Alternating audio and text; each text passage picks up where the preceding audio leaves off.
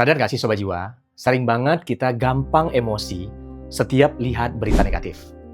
Jadi kita itu lincah banget kalau soal ngetik, kritik, atau nyalahin pemerintah. Pokoknya kalau Indonesia lagi nggak baik-baik aja, ya itu salah pemerintah, salah presidennya, salah pejabatnya. Tapi Sobat Jiwa, pernah nggak kita berhenti sejenak buat mikir, kemudian nanya sama diri kita sendiri? Mereka kayak gitu, apakah cerminan dari rakyatnya? Apa yang dilakukan rakyat Indonesia sampai punya pemimpin kayak begitu?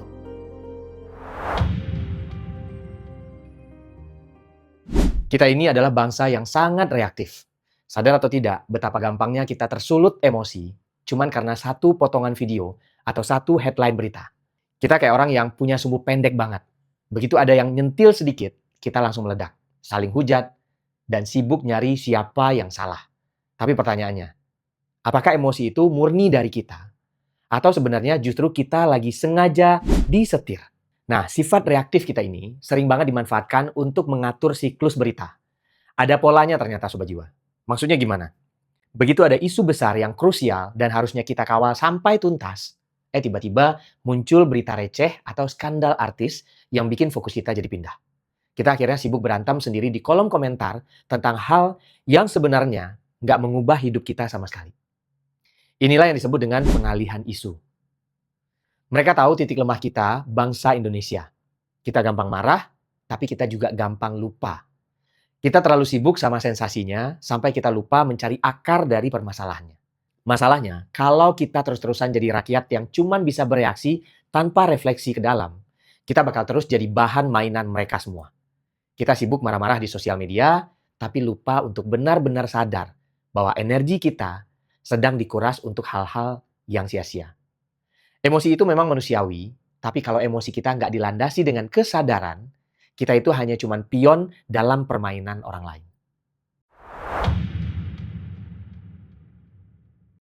Ada satu hukum alam yang tidak bisa kita debat Sobat Jiwa, tapi paling sering kita hindari kenyataannya, yaitu pemerintah adalah cerminan dari rakyatnya. Mungkin kedengarannya pahit ya, tapi coba ya kita refleksi lagi ke diri kita masing-masing. Apa yang kita lihat di kursi kekuasaan, segala drama, dan segala kebijakan yang bikin kita geleng-geleng kepala itu, sebenarnya adalah cerminan besar dari apa yang terjadi di kehidupan rakyat itu sendiri, yaitu kehidupan kita-kita ini semua.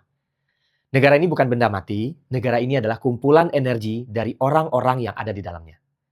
Kalau kita sering ngelihat pemimpin yang nggak amanah, coba cek lagi ke diri kita. Seberapa sering kita nggak amanah juga sama janji kecil kita, baik itu ke teman, saudara, kenalan, atau ke orang sekitar kita, atau bahkan mungkin ke anak kita sendiri. Kalau kita lihat ada ketidakadilan di level atas, coba cek lagi. Apa kita sudah adil sama asisten di rumah atau sama bawahan kita di kantor? Ini memang kayak lingkaran setan, telur dan ayam. Kita nunggu pemerintah benar dulu, baru kita mau tertib, atau kita tertib dulu, baru pemerintahannya benar.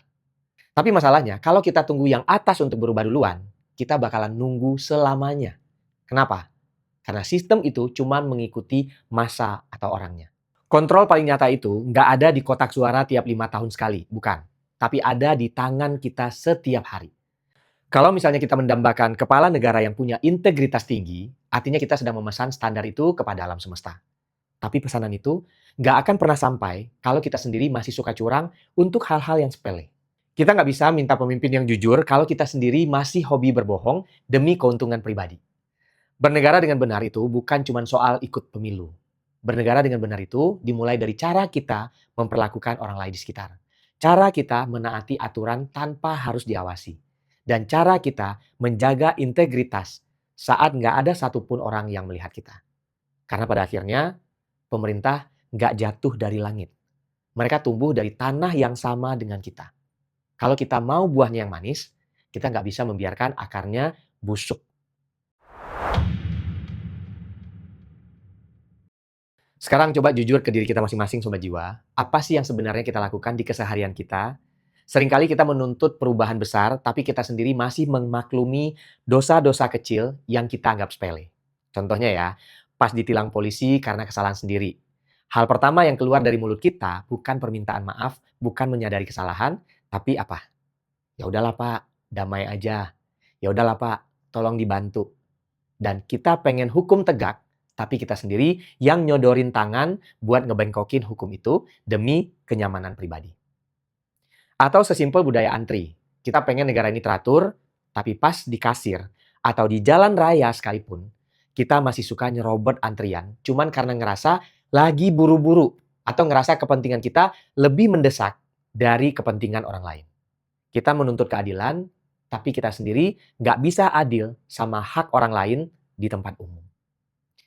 Dan ini yang paling klasik Sobat Jiwa, yaitu masalah sampah. Kita sering memaki-maki pemerintah kalau banjir datang, tapi di saat yang sama, kita masih sering buang bungkus permen atau puntung rokok sembarangan. Karena kita berpikir, ini cuma satu kok, nggak bakalan ngaruh. Tapi coba bayangkan, kalau pemikiran cuma satu itu dilakukan oleh 270 juta orang Indonesia yang di saat yang bersamaan, itulah yang jadi tumpukan masalah yang kita keluhkan setiap hari. Jadi Sobat Jiwa, semua perilaku kecil ini, kalau dikumpulin, ya itulah wajah asli dari bangsa kita sekarang. Itulah pondasi yang membangun sistem di atas sana. Jadi gimana mungkin kita dapat sistem yang bersih dan transparan kalau di level rakyatnya kita masih hobi memelihara budaya kayak gitu. Kita nggak akan pernah bisa mendapatkan pemerintah yang berintegritas selama integritas kita masih dipertanyakan. Terus muncul pertanyaan, apa kita harus pasrah? Jelas jawabannya enggak ya. Jawabannya bukan dengan menunggu Ratu Adil atau pemimpin hebat turun dari langit untuk menyelamatkan kita. Jawabannya ada di satu kata, yaitu kesadaran. Semuanya harus dimulai dari revolusi kesadaran kita masing-masing. Saat kamu mulai sadar, nggak buang sampah sembarangan, bukan karena takut didenda, tapi karena kamu menghargai bumi, maka kamu sedang menaikkan standar integritas negara atau bangsa ini. Saat kamu memilih untuk tetap antri dengan sabar, meskipun ada orang lain yang menyerobot, atau kamu bisa menegur orang yang menyerobot itu dengan baik, maka kamu sedang membangun fondasi keadilan di Indonesia ini. Kesadaran itu sebenarnya menular Sobat Jiwa.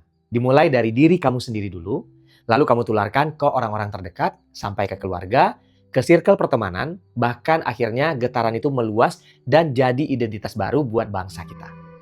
Kita nggak perlu menunggu 270 juta orang berubah berbarengan. Kita cuma perlu kamu yang mulai sadar hari ini. Karena ingat Sobat Jiwa, pemerintah itu cuma cerminan. Kalau kita pengen bayangannya terlihat gagah, jujur, dan berwibawa, ya kitanya yang harus benerin karakter kita duluan. Jangan kasih ruang lagi buat mentalitas jalur belakang atau gampang diprovokasi. Negara yang kuat lahir dari rakyat yang sudah selesai dengan egonya sendiri. Kita nggak butuh lebih banyak orang yang cuma pintar mengkritik, tapi kita butuh lebih banyak jiwa yang berani sadar dan mulai berbenah dari hal-hal yang paling sederhana. Karena kalau bukan kita yang mulai, siapa lagi? Dan kalau nggak sekarang kita mulai sadar, mau nunggu sampai kapan? Jadi ayo Sobat Jiwa, mulai kesadaranmu hari ini, karena Indonesia yang lebih baik, beneran, itu dimulai dari diri kamu sendiri. Sampai jumpa di Langkah Jiwa berikutnya.